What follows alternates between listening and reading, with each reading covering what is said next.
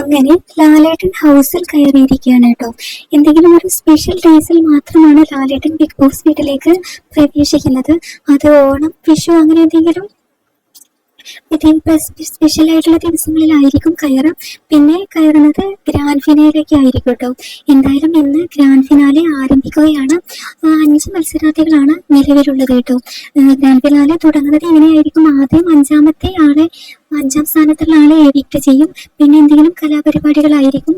പിന്നെ 4ാം സ്ഥാനത്തുള്ള ആളെ എവിക്ട് ചെയ്യും. അങ്ങനെയായിരിക്കും ഇന്നത്തെ ഗ്രാൻഡ് ഫിനാലെ നടക്കാൻ പോകുന്നത്. എന്തായാലും ലാലേട്ടൻ ഇപ്പോൾ ഹൗസിൽ കയറിയിട്ടുണ്ട് കേട്ടോ. ഒട്ടുമിക്ക ആളുകളും പ്രതീക്ഷിച്ചിരിക്കുന്നത് 1ഉം 2ഉം സ്ഥാനം അനീഷിനും അനുമോൾക്കും ആയിരിക്കും എന്നുള്ളതാണ്. ഇനി എന്തെങ്കിലും അതിൽ ട്വിസ്റ്റ് ഉണ്ടാകുമോ എന്തോ എന്നുള്ളത് നമുക്ക് ഇന്നത്തെ ലൈവിൽ നമുക്ക് അറിയാനായിട്ട് സാധിക്കും. അങ്ങനെ ബിഗ് ബോസ് മലയാളം സീസൺ 7 ഇന്നത്തോടു കൂടെ വിരാമം കുറിക്കുകയാണ്.